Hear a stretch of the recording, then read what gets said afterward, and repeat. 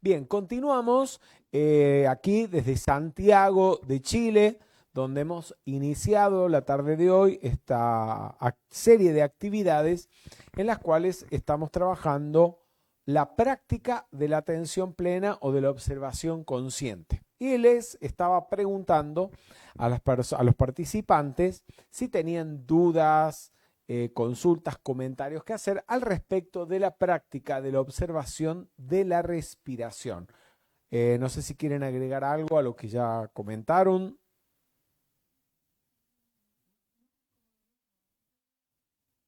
Dilo, para que se oiga. Bueno, justo lo que tú estabas comentando en la actividad que uno observa, o sea, cuando está observando la respiración, se da cuenta que se distrae muchas veces, ¿ya? Por pensamientos, tal vez una sensación de, no sé, de molestia, a lo mejor de estar sentada, porque el asiento no es a lo mejor el más cómodo. Entonces o sea, en el fondo puse Sí. en práctica lo que habíamos comentado cuando tú estabas explicando todo esto.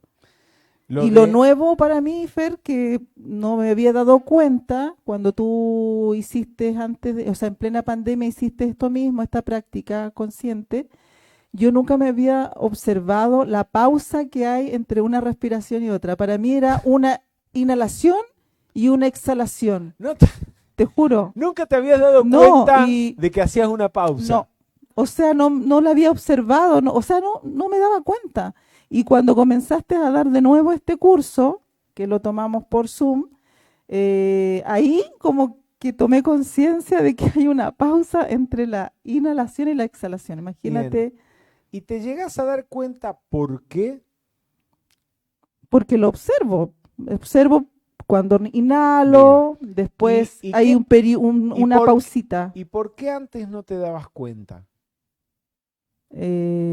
porque no lo observaba. ¿Y por qué no lo observabas? Porque, a ver, no sé, ¿por qué no lo observaba? No me daba cuenta, no estaba Vamos a ver, atenta, no estaba vamos. atenta. Pero es que decir no estaba atento es evidente, si no lo observo es porque no estoy atento. Pero ¿qué está pasando adentro de uno que hay, a ver, porque no es poco, que hay todo un paso en la respiración que no me estoy percatando de él? ¿Querías decir algo, Katy? Que no tengo mi atención puesto en el proceso de respiración. Está bien, eso es tácito. Como decir, si no estoy despierto porque estoy dormido. Ujú. O si no estoy dormido porque estoy despierto. O sea, no es respuesta. Porque Lo que nunca... les estoy tratando de Perdón. preguntar, a ver si llegamos a ahondar, ¿qué es lo que pasa adentro que me comí todo un paso? Eh, a ver, cuando a uno le dicen que la respiración es inhalar y exhalar, nunca te dicen que hay un descanso entre medio, una pausa. ¿Ya? Ok, entonces, Eso ¿qué pasa porque cuando te dicen, te están haciendo una meditación guiada, entre comillas, y te dicen que hay inhalación y exhalación? Y entonces no te dijeron que hay respiración y pausa. Y como no te dijeron que hay pausa, no la ves. exacto, como no lo sé, no lo observo, no lo No lo considero. sé. O sea, porque no Me hubo un tienen que estudio. decir que hago una pausa entre una exhalación e inhalación para que yo me dé cuenta. Es interesante lo que estás diciendo, Marcela. Sí, con respecto a lo que preguntas es porque nunca llevo la atención al momento y siempre la mente, en mi mente, está en cualquier parte menos en el ahora, en el aquí. O Pero sea, sí, pero supuestamente se dan cuenta de la inhalación y de la exhalación. pero ¿por qué nunca me di cuenta de ese minuto, como decía ella, de la pausa? ¿Por qué nunca me di cuenta de la pausa? Porque ni siquiera me di cuenta de que estoy respirando. Porque ni Y siquiera... entonces, si supuestamente estamos observando la respiración, pero entonces vos me decís, no me estoy dando cuenta que estoy respirando.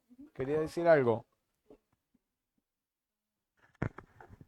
No, yo quiero decir algo porque ahí lo que ocurre es seguir al pie de la letra lo que dice otra persona, ni siquiera internalizar Ok. lo que yo quiero En- descubrir. entonces, si O sea, están siguiendo al pie de la letra lo que otra persona dice, ideología. ¿qué es lo que están viendo? Lo que el otro dice, no estoy descubriendo. Entonces no se tiene claro el objetivo real.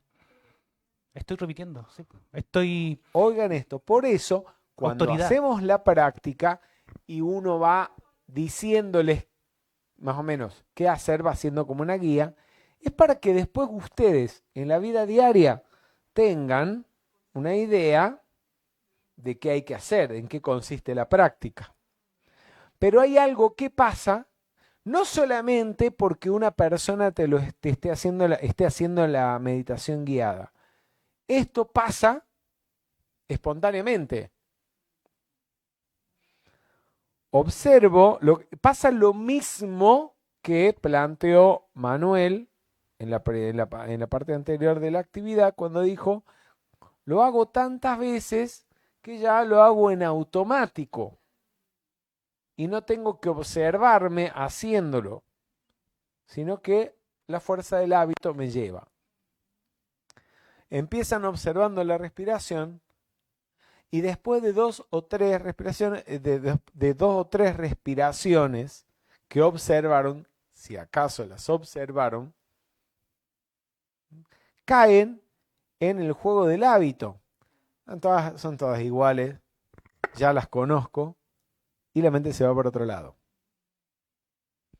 Entonces, el hecho de que se hayan percatado de todo un paso de la respiración, quiere decir que nunca observaron la respiración. Empiezan ese hábito que es el ya lo conozco. Es un pensamiento. Hacemos una imagen mental de la respiración que si están suficientemente atentos, la van a ver. Entonces lo que hay es una imagen mental de la respiración y la mente vuela, está en otra cosa. Y cuando ve algo, cuando mira algo, se posa en la imagen, no en la respiración. Por eso les dije, en un momento a raíz de algún comentario, creo que fue de Antonieta, es observen la respiración, por ejemplo, cuando inhalan, concéntrense en ir de instante en instante. Si van de instante en instante, es muy difícil que se coman todo un paso de la respiración. Entonces, cuando no van de instante en instante, lo que tienen es una imagen.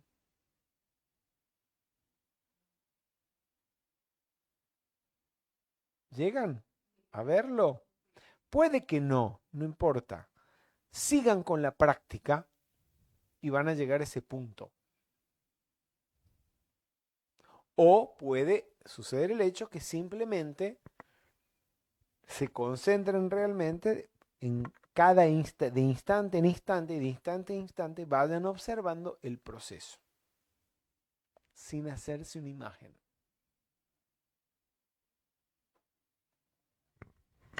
Respecto a eso, hay algo muy importante que dijo Brian, que lo quiero retomar, que esa observación que estamos haciendo es en base a lo que otra persona dice. No hay una indagación personal, una percepción sin conceptos puestos en nuestra mente.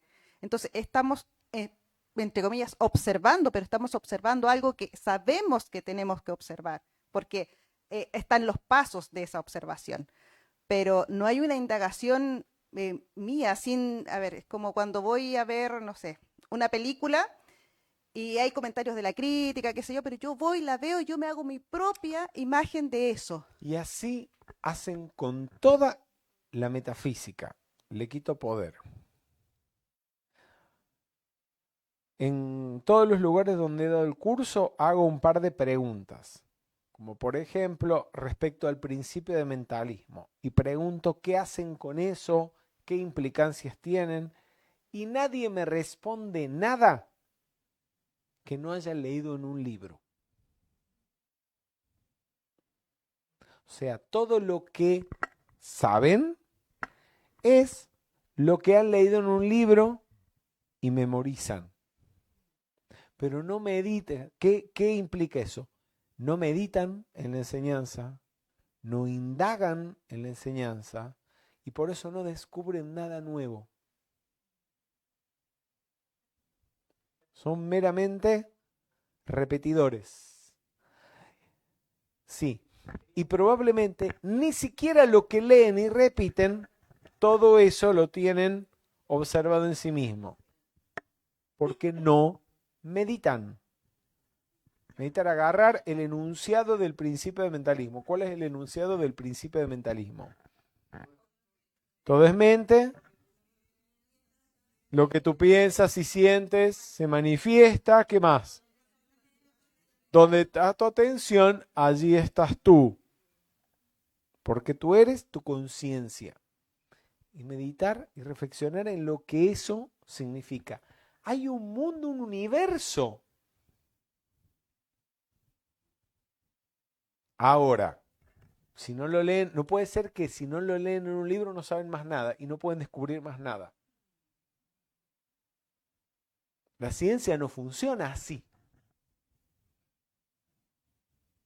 O sea, el conocimiento ya adquirido sirve para ahondar aún más. Pero si nunca meditan, nunca indagan, nunca ahondan, nunca descubren nada nuevo.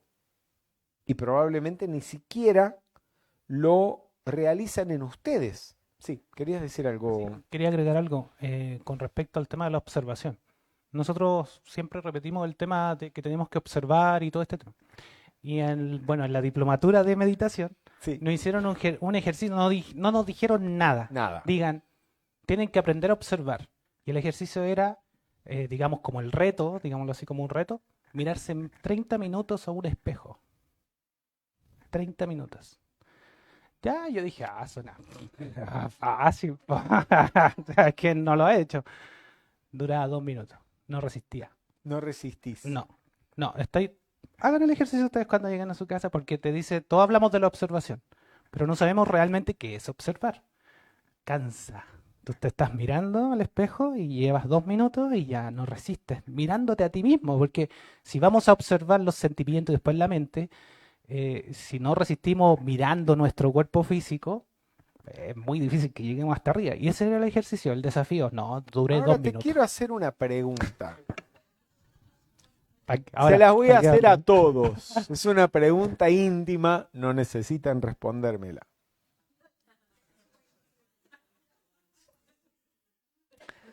Si lo que vas a observar frente al espejo o vas a observar frente a vos no es tu propia imagen, es la imagen de tu amante.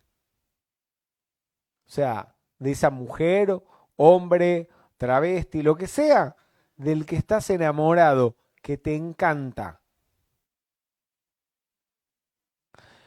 ¿Nunca te has tomado el tiempo, si lo has tenido, para observarla al detalle o observarlo al detalle?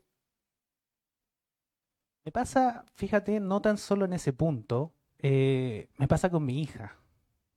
Por ejemplo, de mirar a mi hija, Ok. detenerme a mirar el detalle de lo que dice, cómo habla, cómo se refiere, cómo he aprendido cómo a observarlo. Y me impresiona, o sea, cada día me impresiona ver a mi hija aprendiendo cosas nuevas, preguntando, Pero no te digo, recordar. yendo al ejercicio que les plantearon en la ya. diplomatura, que me parece muy interesante, solamente el cuerpo. Te alcanzan 30 minutos. Porque con el cuerpo observando, te dieron una pauta, nada más. No te dijeron qué hacer y qué no hacer. ¿Sí? En la observación. Conmigo duré 2 Podés, por minutos. ejemplo, podés mirar, hay que ver todo un cuerpo, Sí. pero no solamente verlo, el cuerpo lo podés ver, lo podés tocar, lo podés oler, lo podés saborear, lo podés escuchar, podés ocuparte creo que tranquilamente media hora, si te interesa el cuerpo. Y si te interesa, te digo, e incluso observar cuáles son las sensaciones que te produce esa observación. Bueno, lo mismo hace con el tuyo. Si lo podés hacer con el de otro, Empecé con 2 a minutos. mí me parece muy llegué hasta 15. entretenido. Entonces, lo mismo podés hacer con el tuyo. ¿Mm? Porque hay incluso parte de nuestro cuerpo. Nos prestamos tan poca atención a veces y hay tan poca observación de uno mismo que uno no se ve detalles que a veces los otros sí. Por el hecho de que están frente a nosotros y están obligados a vernos. Es una oportunidad de descubrir y de descubrirse. Lo mismo pasa cuando nos observamos internamente. ¿Sí? Descubrimos un universo que es tan amplio como el universo que está afuera. Y que cambia y está lleno de tantas cosas nuevas continuamente, porque cambia, evoluciona, se transforma, que no hay un momento que uno pueda decir, ya me conozco, ya vi todo. ¿Querías decir algo, Gabriela? Respecto al ejercicio que dice Brian, que lo encuentro muy interesante, si uno mira algo o a alguien que a uno le dé placer, que uno lo encuentre hermoso, que uno lo ame, ya sea un cuadro, una persona, efectivamente uno puede estar mucho rato observando y observando detalles. Un bebé cuando nace el hijo, que uno le mira las uñitas, todo, que esté perfecto, y lo sigues observando siempre, si le sale un porotito, qué sé yo. Pero resulta que cuando lo que estoy mirando no me gusta, a lo mejor ahí viene mi resistencia. Sí. ¿Y qué pasa? Que si lo que estoy observando en mí no me gusta, lo que pienso, lo que siento, lo que veo, entonces puede ser que por ahí también venga el hecho que sea un poco más Podemos ir entonces, complejo. podríamos en ese caso tal vez ir a observar, ok, ¿por qué no me gusta? ¿Por qué no me gusta? ¿Qué no me gusta? ¿Y por qué no me gusta? Y ahí hay mucha tela para cortar. Probablemente. Bien. Vamos a, si les parece bien, a leer esta diapositiva. ¿Quién quiere leer? Veamos, Antonieta. Observación positiva. Es darse cuenta de todo lo que se piensa, se dice y se hace, de lo que sucede en uno, en los demás y alrededor, sin criticar, condenar ni calificar. Esto desarrolla la conciencia despierta. Bien, esto desarrolla la conciencia despierta. El darse, observación plena, observación consciente, es darse cuenta de todo lo que ocurre internamente a nivel mental, emocional, físico, vital, de lo que ocurre externamente alrededor de uno mismo. Y por supuesto sin el rechazo y sin el apego. Entonces dice, esto desenvuelva o desarrolla la conciencia despierta. ¿Qué es la conciencia despierta?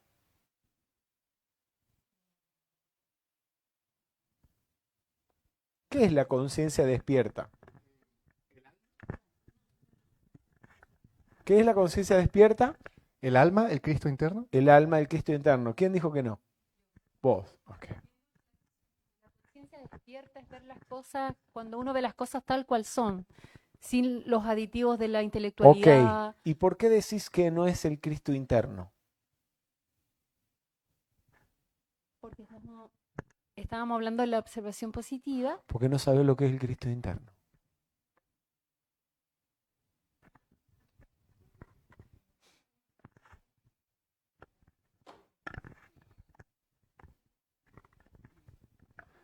Porque el Cristo interno no es un dibujito, no es un concepto, no es algo separado. De hecho, es lo que vos sos. Entonces, como lo que tienen es una información, y nunca la han observado por sí mismo, cuando se lo describen o se lo ponen enfrente, no lo reconocen.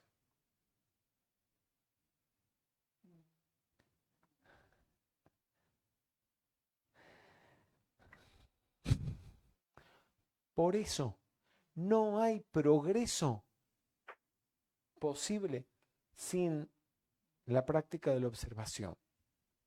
Y uno de los fundamentos de la atención, eso no lo hemos mencionado, pero el martes próximo lo vamos a conversar y vamos a trabajar en eso, es la observación de la enseñanza.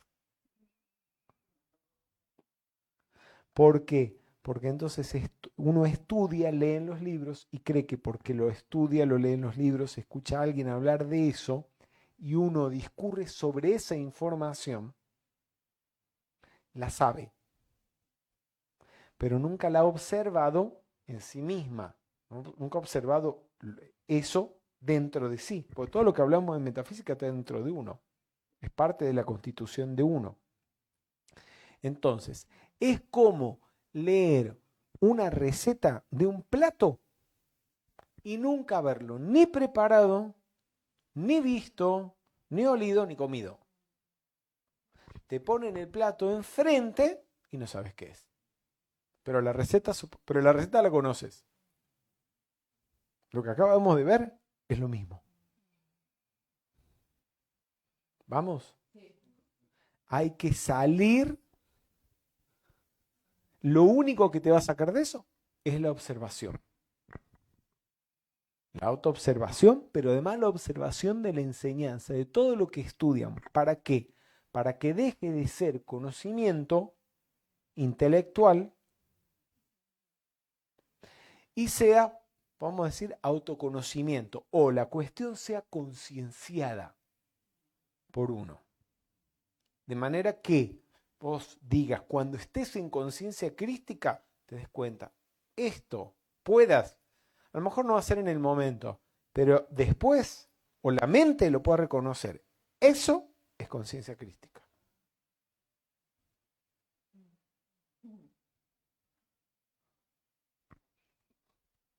No te sientas mal, pues esto pasa cada vez que pongo esa diapositiva. Y pregunto qué es la conciencia despierta, por eso no la quería ni transmitir a la actividad. Porque entonces hay gente que la ve y después la va a ver y va después. Ah, eso es el Cristo interno, porque lo escucharon. Y no porque se dieron cuenta. Y no porque lo han concienciado y algo de conciencia crística tienen. Sí. Tienes toda la razón, porque a mí pasaron años, añazos, yo en que no me di cuenta, me lo tuviste que decir tú o se le escuché a Rubén, que el Cristo interno era la conciencia. O sea, yo nunca asocié el Cristo interno a la conciencia. Pero eso también se puede quedar ahí en un cliché.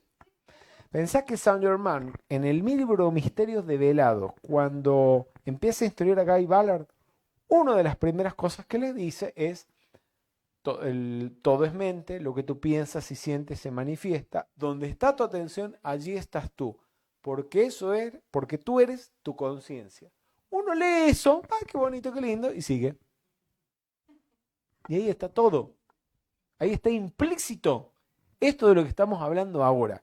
Si alguien tomara eso y se pudiera reflexionar y meditar y tratar de concienciarlo, puede llegar a este punto donde estamos, sin que nadie le diga más nada.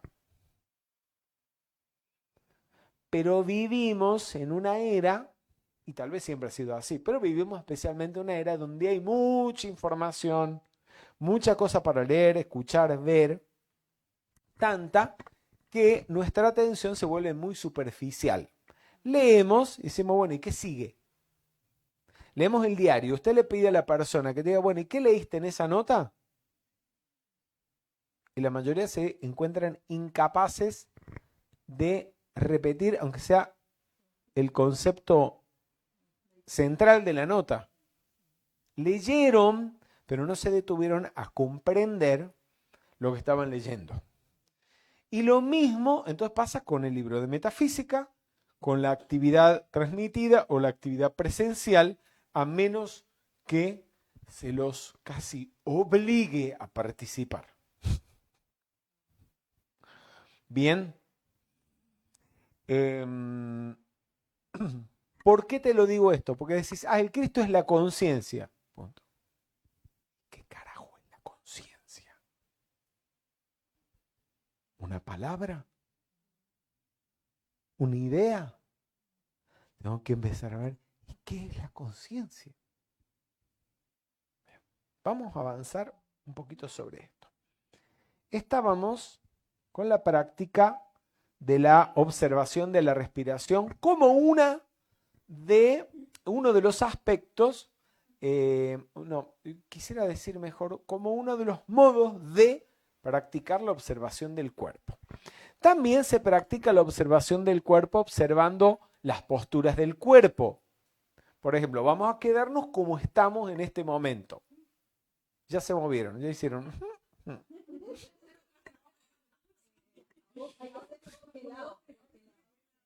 Bien, nos quedamos como estamos. Y observar cómo estamos sin cambiar siquiera la dirección a donde estamos mirando, manteniendo la postura incluso de los ojos. Solamente seguramente tendremos que respirar, pero concienciar cómo están nuestras manos, los dedos, los hombros, en qué partes del cuerpo hay tensión, si hay partes del cuerpo que están relajadas, qué músculos están tensos. Bien, y ahora nos relajamos. ¿Qué pasa?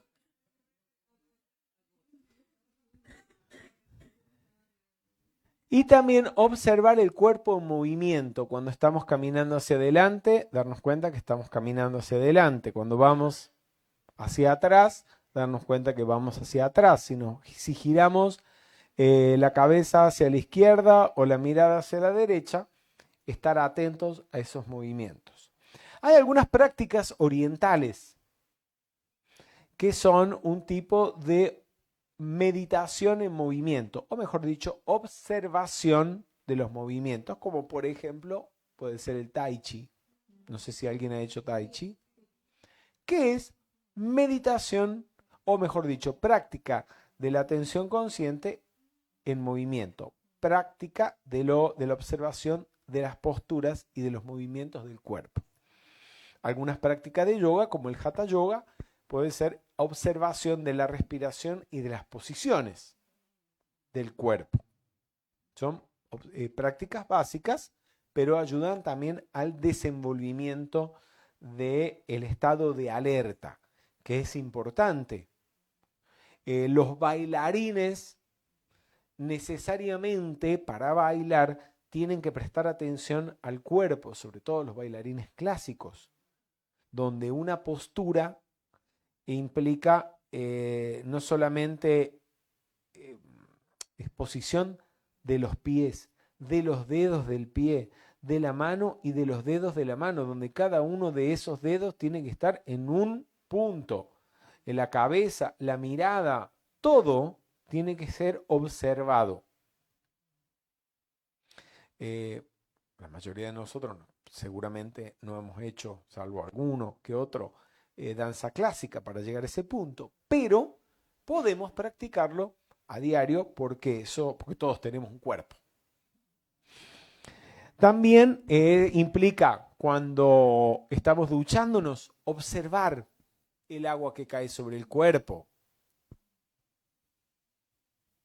para ver que nos hayamos bañado todos, que nos hayamos enjabonado todo, y después que nos enjabonamos, que el agua se llevó el jabón. Lo digo porque pasa a veces de que el otro día me ocurrió, estábamos en una casa de un estudiante cenando. Después de cenar estábamos lavando los platos y la persona que lavaba los platos me los pasaba y esos platos todavía tenían jabón, tenían detergente, se veía la espuma. Y yo tenía que volver a enjuagarlos. Esta persona no estaba observando físicamente lo que hace. ¿Cómo me va a pasar un plato con jabón? Ni hablar cuando está sucio. Después la persona, siguiente que coma en ese plato, o va a comer en un plato sucio, o va a comer jabón. ¿Bien? No hay mayor diferencia entre no observarse el cuerpo cuando uno se baña a no observar el plato que estás lavando. Es lo mismo, lo tenés en la mano al plato. Y si no observás el plato que tenés en la mano, menos observar lo que pasa por dentro. Observar cuando comemos, lo que comemos y las sensaciones a medida que vamos ingiriendo alimentos. ¿Qué creen ustedes o cuáles son, creen ustedes, los resultados prácticos inmediatos de la práctica? Ahí dije prácticos de la práctica. ¿Cuál es la utilidad inmediata de observar las posturas del cuerpo, los movimientos del cuerpo y lo que hacemos, bañándonos, comiendo?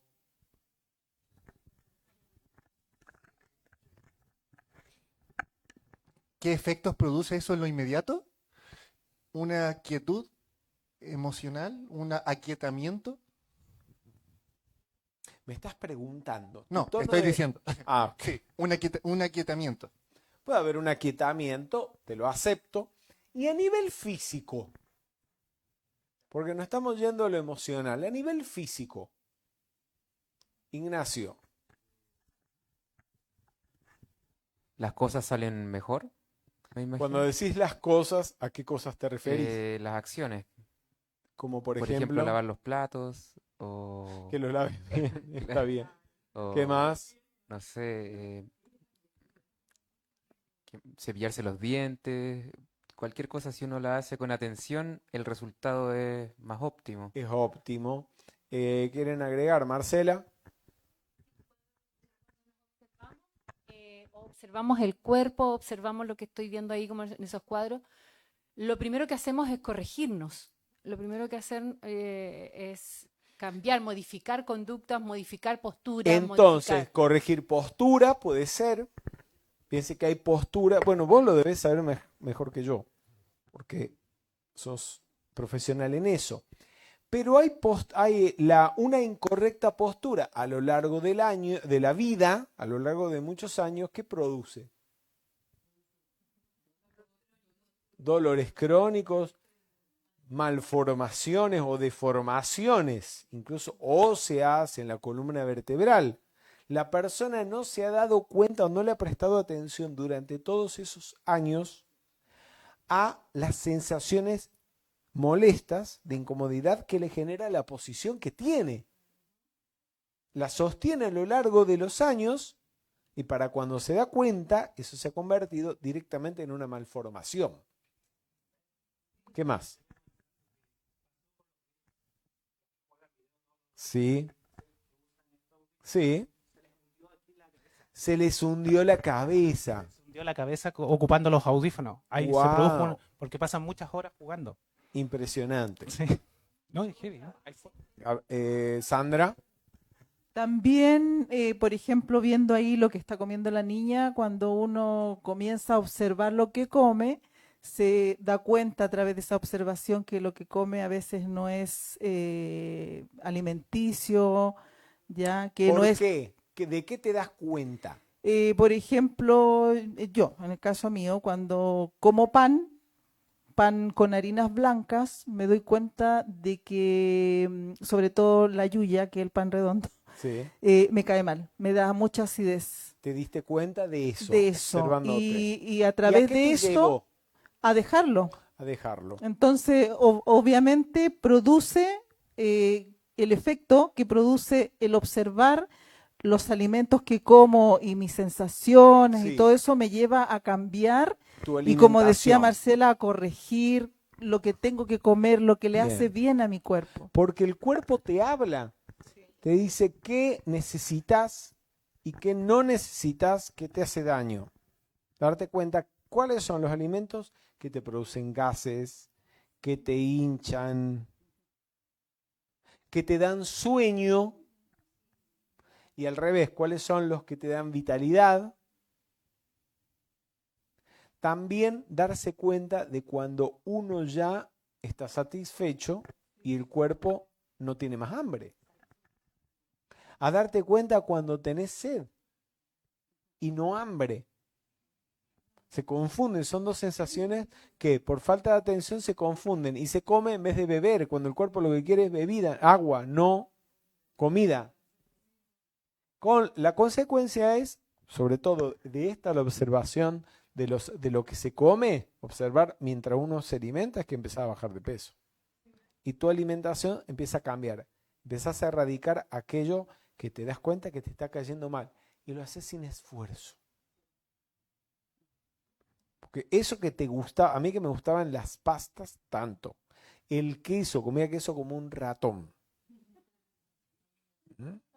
Cuando tomé conciencia, cuando me di cuenta de lo que me estaba generando, se volvió como, es casi como comer veneno. Puedo comer un poquito en medio de otras cosas, pero no un plato de pastas. Ya lo veo y dijo, no, esto no. Y no me lo tiene que quitar el médico. Sí, Antonieta. Sí, Fer, de acuerdo a lo que están mencionando, se me viene a la cabeza un ejemplo relacionado con los deportistas, con deportistas de élite, personas que potencian su cuerpo y también en función de la observación, porque los deportistas van potenciando sus propias habilidades que tienen que ver con su cuerpo físico. Exactamente. Sí, la misma disciplina requiere que observen su cuerpo físico y que adquieran de esa manera un alto control y dominio del cuerpo. Lo mismo pasa con policías, militares, que están sometidos a un entrenamiento riguroso y tienen que observar el cuerpo y ejercer cierto control, aunque a veces puede ser que el control sea producto de la fuerza de voluntad más que de la observación. Pero de todas maneras hay un conocimiento del cuerpo.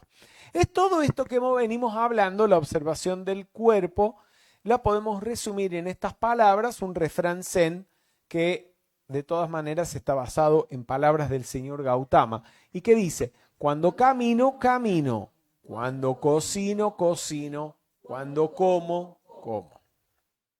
Que vamos a ver si lo vamos poniendo en práctica. Allí se resume todo esto. Bien, la observación del cuerpo en los cementerios, crematorios, en los velatorios.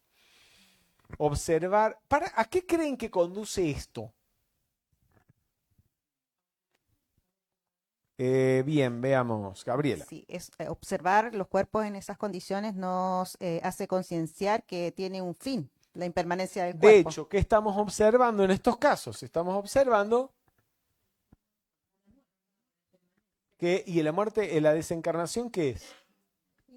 El final del cuerpo. ¿Y el inicio cuál sería? Puede ser el nacimiento, también de la concepción.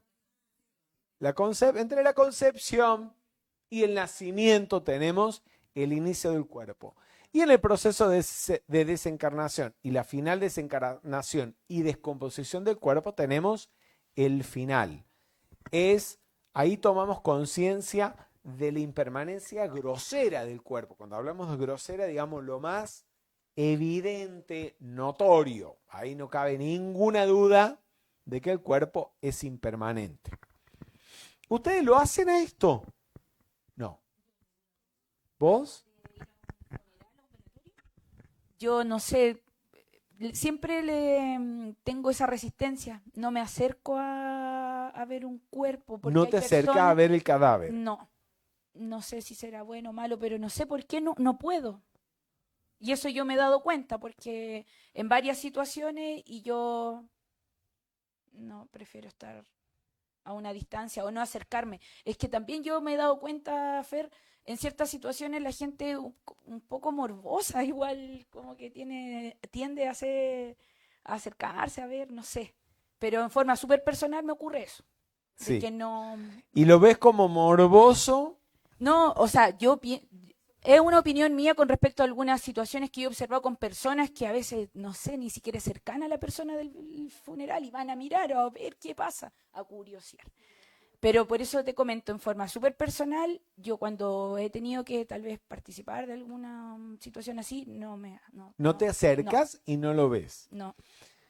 Jimena, A mí me pasó, Fernando, que cuando desencarnó mi mamá, yo me di cuenta de que todo era impermanente, porque tenía un apego tremendo con ella, no quería que siguiera sufriendo, que estuviera aquí. Y cuando veo que eso es un cuerpo, ya no está sufriendo y que su alma ya había pasado a otro plano, me sentí tranquila. Y esa observación, ahí recién me di cuenta, porque había asistido, al contrario del Anto, a funerales, a despedir amigos y todo, pero no había hecho conciencia. no habías hecho No, y conciencia ahí del sí asunto. conciencié que era impermanente la vida del cuerpo físico. Bien, Katy. A mí me pasó que tuve que entrar a un lugar donde tenían a alguien que yo amaba mucho y que había desencarnado.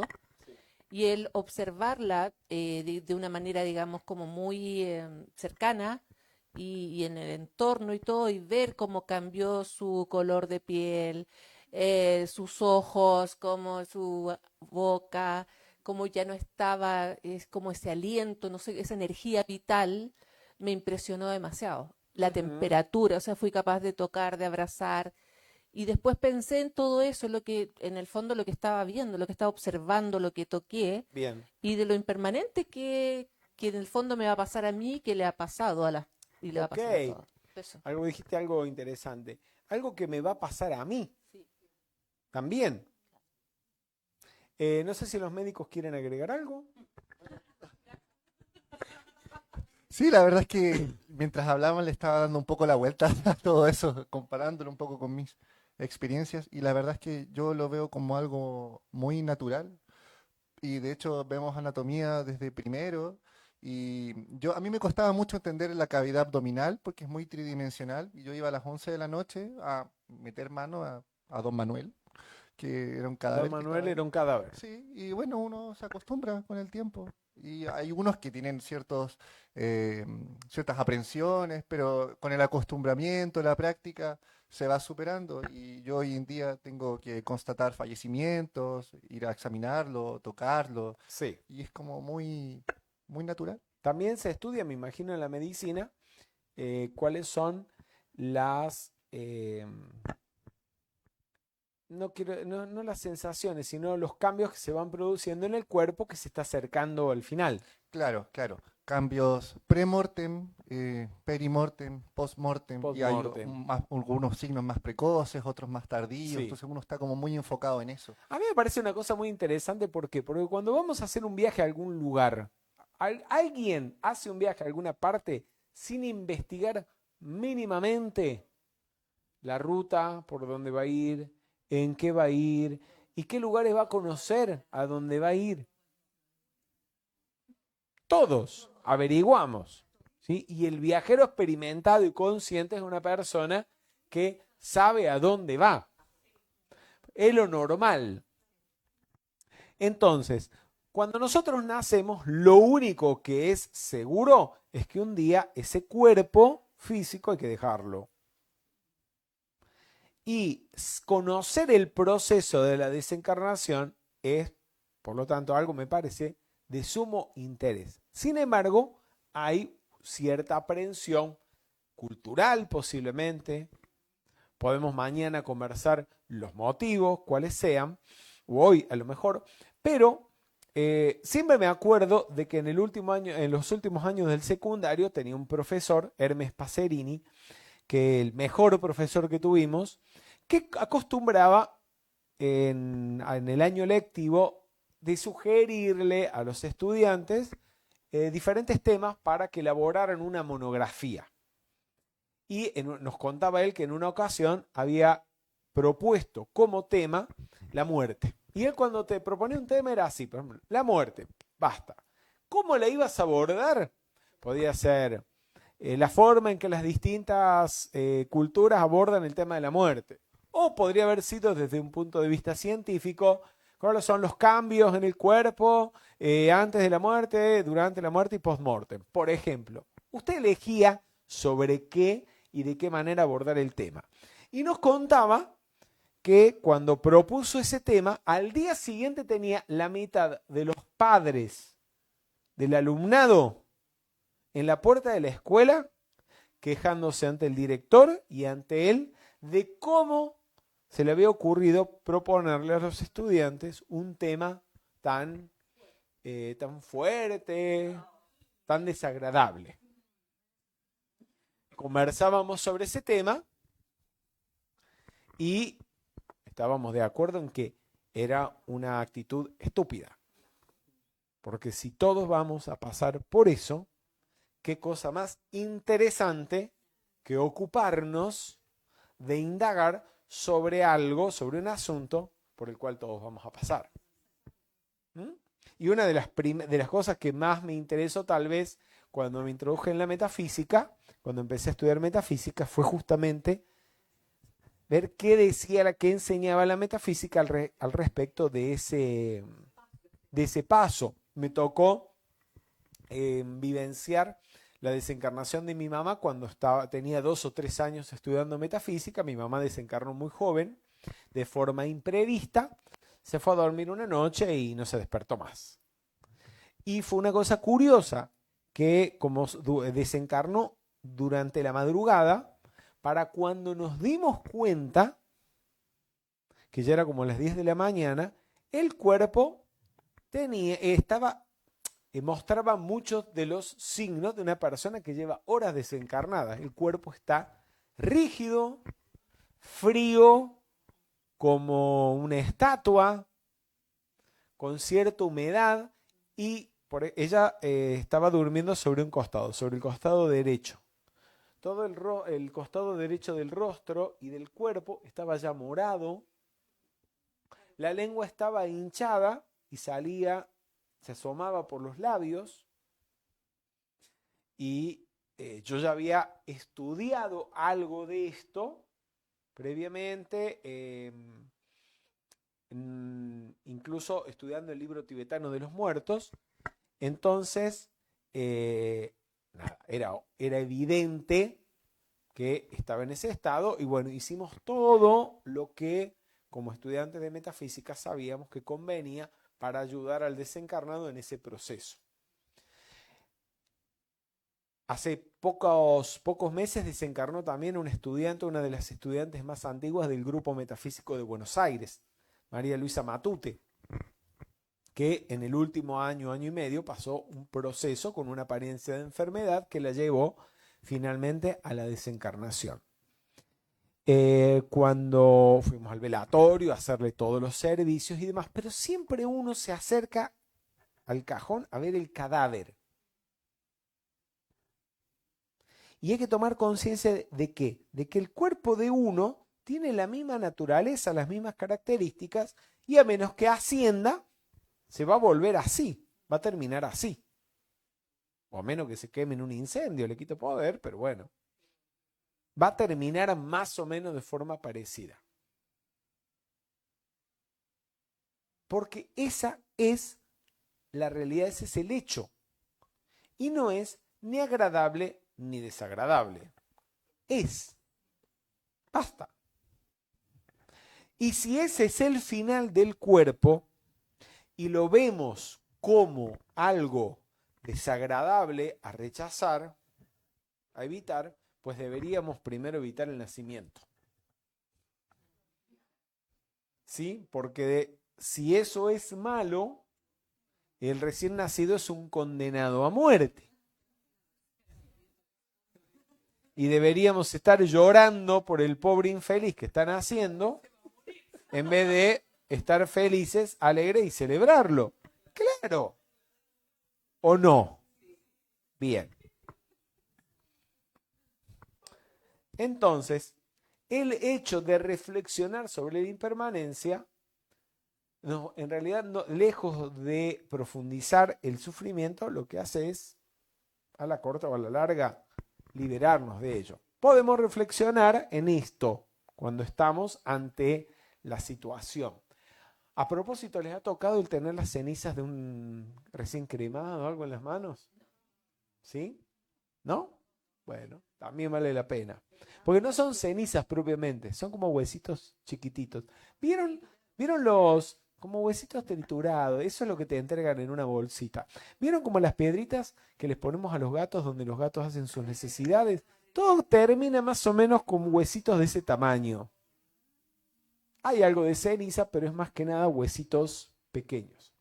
Reflexionar y pensar, en verdad que también mi cuerpo, vamos todos, en verdad.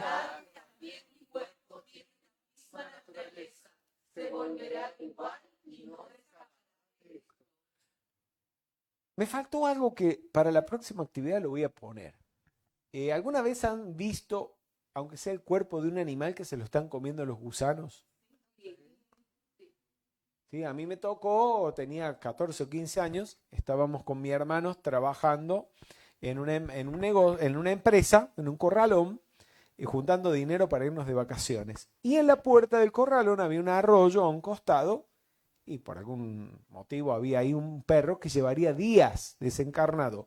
Toda la mitad del animal estaba literalmente siendo comida por gusanos blancos de este tamaño. No se me borre la imagen. El olor era nauseabundo. A metros era nauseabundo. Y a mi hermano y a mí nos tocó sacar el animal de ahí a un costado y enterrarlo. Ese es el final del cuerpo.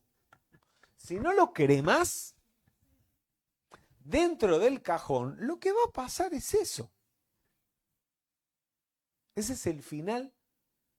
O, si no, para que no ocurra eso, ¿saben lo que hacían en una época? No sé si se sigue practicando en el Tíbet, en Nepal y en India también.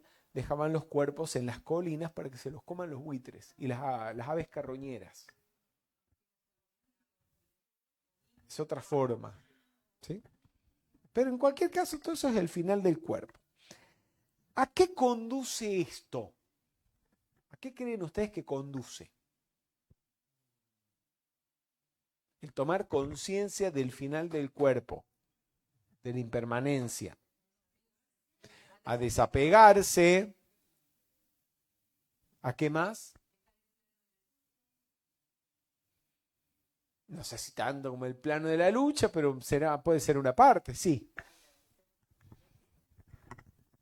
Bueno, a mí me lleva a pensar que yo no sé cuándo esto va a ocurrir, Sí. primero que todo. No sé si va a ser mañana, pasado mañana, no, o a los 50 o a los 90 años. Me lleva a disfrutar el día, agradecer el día que estoy empezando a disfrutarlo, y eso es algo que yo le transmito a mis hijos. Ajá. Como bien decía Franco, que lo vean como algo natural. Si estamos juntos, disfrutemos que estamos juntos este día. Y obviamente que eso no viene, bueno, puede venir de repente, pero también se va manifestando de a poco en nuestro cuerpo, y también es algo sí. natural, no tengo que renegar de eso y estar, vivirlo. estar listos para irnos cuando haya que irse.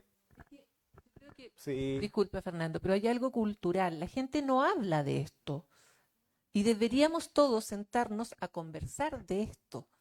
Pero vean que todos los místicos sí lo han hecho, se han ocupado de esto, tanto en Oriente como en Occidente, de ir a meditar a los cementerios. Ustedes habrán visto imágenes de San Francisco de Asís o de otros santos con una calavera en la mano. Esa calavera en la mano la tienen porque andaban con una calavera en la mano. ¿Sí? No es simbólico ni metafórico. Andaban con una calavera en la mano para reflexionar sobre la impermanencia, la temporalidad del cuerpo físico. Incluso algunos utilizaban el cráneo como tazón para beber o para comer, como escudilla, para que no se les olvide, ¿sí?, que eso que están viendo en el espejo va a terminar en una calavera, en el mejor de los casos. Hay una anécdota que siempre la cuento porque me encanta, y es hace como 25 años más o menos. Rubén Cedeño estaba viajando con el grupo de Nueva York. Creo que iban de Nueva York a Londres o de Nueva York a París en el Concorde. ¿Se acuerdan del Concorde? Y saliendo a los pocos minutos que el avión había despegado del aeropuerto de Nueva York, agarra un pozo de aire y se estaba cayendo el avión. Cayeron incluso las mascarillas de oxígeno y la gente gritando desesperada. Y Juan Rodríguez, el facilitador que lleva adelante el grupo de Nueva York, que estaba al lado de Rubén, le pega un codazo y le dice: Rubén, hace algo, como diciéndole, hace un decreto, un tratamiento para que el arcángel Miguel nos salve y demás. Y Rubén automáticamente le dijo: yo ya entregué mi corriente de vida.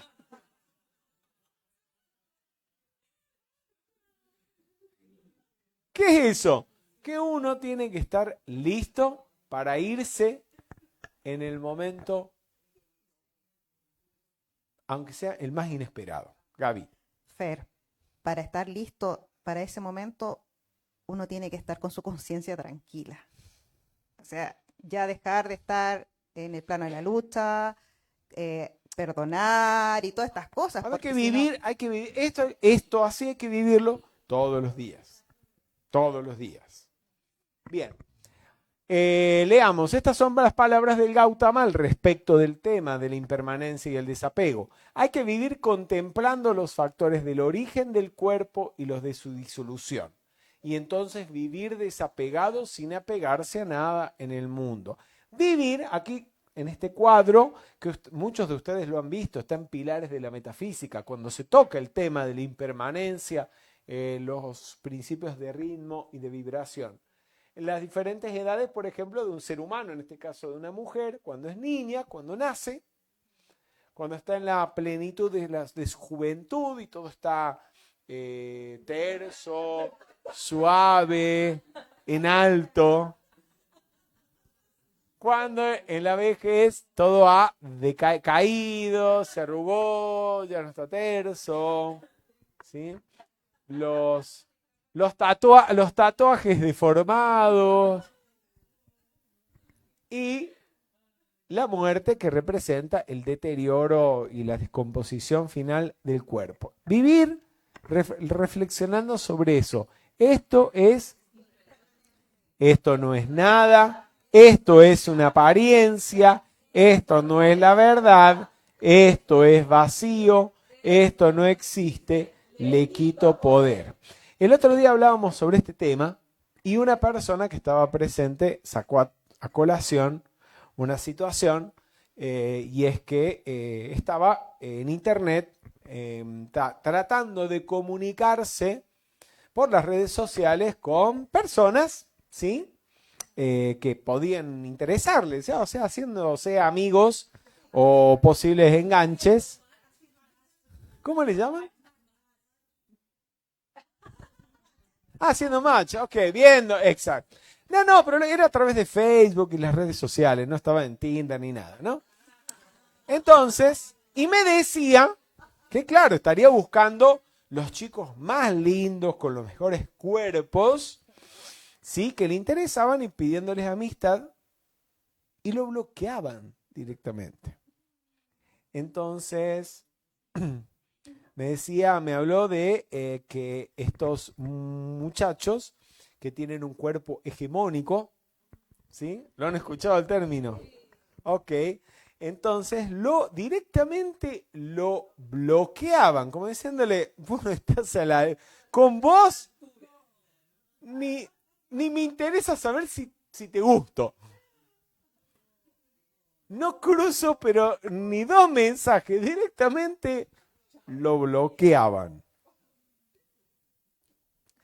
Y conversábamos al respecto de la identificación con el cuerpo que se da en estos casos. Imagínense una persona, yo no estoy hablando de no ir al gimnasio, que usted no haga una dieta, no se ocupe de la imagen personal y le dé algo de atención al cutis, al rostro, vaya a su esteticista, ¿sí? Periódicamente, para mantener el cuerpo en las mejores condiciones, como el automóvil, que periódicamente lo llevamos al lavadero, al mecánico, y si le tenemos cariño a la máquina, entonces la tenemos limpia, bien pintadita, pulcra, para que nos pueda prestar el mejor servicio. Pero usted no puede vivir, usted no tiene el auto todo el tiempo pasando de el lavadero al chapista y de ahí al mecánico, porque entonces, y no lo usa. Porque entonces pierde el sentido. El auto no existe para eso. Pero a veces vivimos en función de, hay personas, o vivimos en función del cuerpo. Una persona que pasa todo el día pensando en su imagen personal, está identificado con el cuerpo, alimentando el apego al cuerpo, y eso solamente puede terminar en sufrimiento. Observar la impermanencia del cuerpo, su surgimiento y desaparición, las causas de su surgimiento y desaparición y los elementos que lo componen, nos lleva a desapegarnos de él y nos libera ¿de qué nos libera? De sufrimiento. ¿Qué sufrimientos?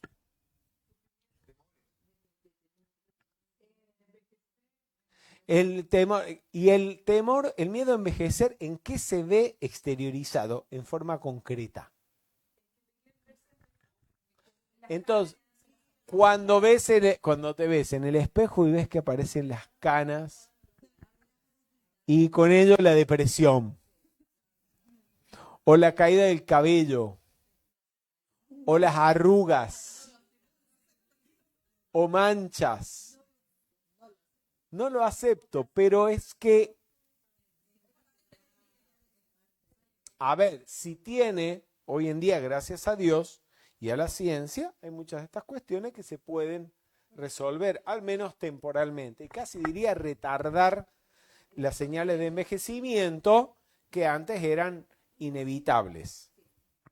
Bien, pero usted no puede vivir en la angustia, angustiado por eso. El otro día, yo tengo 2 hijas, ¿no? Mi hija mayor tiene 28 años y el otro día andaba deprimida y preocupada porque le salieron canas. Y yo decía, pero por lo menos tenés canas. No te quejes, que al menos canas tenés. Por medio de la observación del cuerpo se conciencia que este no es permanente. Es decir, el cuerpo es impermanente, lo hemos conversado a eso. Sumémosle a lo ya dicho que en un periodo de entre 3 o 7 años, según las versiones, todas las células del cuerpo se renuevan. O sea, son reemplazadas. Es como tener un coche que usted en 7 años le cambió todas las partes. ¿Es el mismo coche? No es el mismo coche. Pero en algún sentido sí es el mismo coche. Lo fuiste cambiando de a poquito. Aparentemente es el mismo coche, pero todas las piezas han ido cambiando en realidad. Eso es impermanencia. No proporciona felicidad real. Cuando decimos felicidad real, que no proporciona felicidad duradera. ¿Por qué?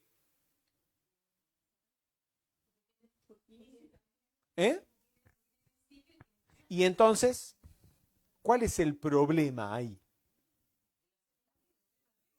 Que te apegues. Si te apegas al cuerpo o a una imagen que en determinado periodo de la vida presenta el cuerpo, al final vas a sufrir. Los pobres hegemónicos, si están apegados a la imagen de hegemónico, entonces cuando eso ya no pueda ser sostenido, es causa de sufrimiento.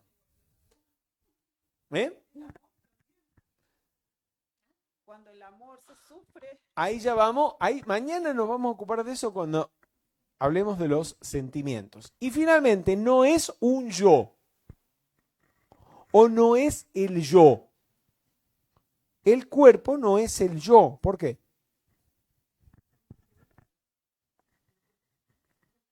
Porque el yo es... No es el ser.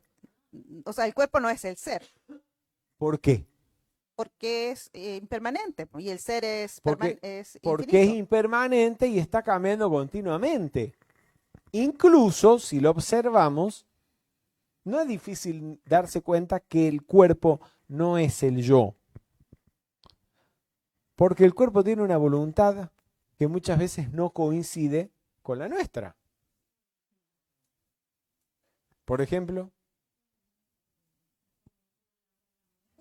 yo me quiero levantar a la mañana, sé que me tengo que levantar para ir a trabajar, pero el cuerpo ¿qué quiere? Seguir en la cama. ¿Qué más? Yo sé que hay cosas que no debería comer, pero el cuerpo sí las quiere comer. Y hay una lucha de voluntades. Entonces, o usted es bipolar y tiene dos voluntades al mismo tiempo, o pasa algo. Usted no es el cuerpo tiene una voluntad que a veces no coincide con la de la conciencia. Y con eso concluimos de que no es el cuerpo. El cuerpo es como el caballo. Es decir, el auto, pero más que el auto es el caballo, porque el caballo tiene también su voluntad.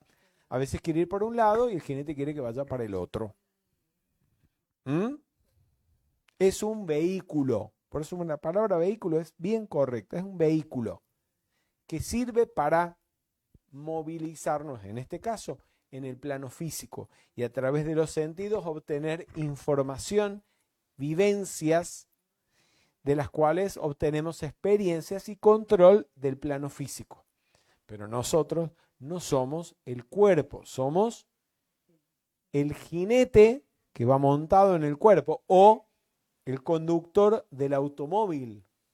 El cuerpo es el automóvil, nosotros somos el conductor, no el auto.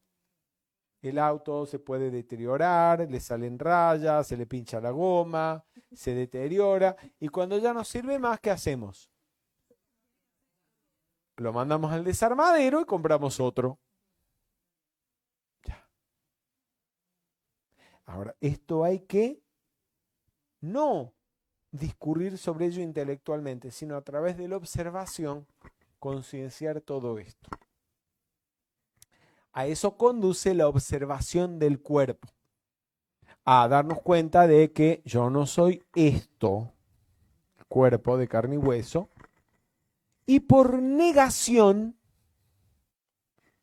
cuando digo, ¿entienden lo que digo por negación? Por negación yo no soy esto, vamos acercándonos a aquello que sí somos. Es decir, yo no soy esto, yo no soy esto otro, tampoco soy esto otro. Cuando ya haya negado todo lo que se podía negar y que es evidente que no soy, lo que quede tiene que ser lo que soy. ¿Vamos? Bien. Buenas noches y muchas gracias. Nos vemos mañana.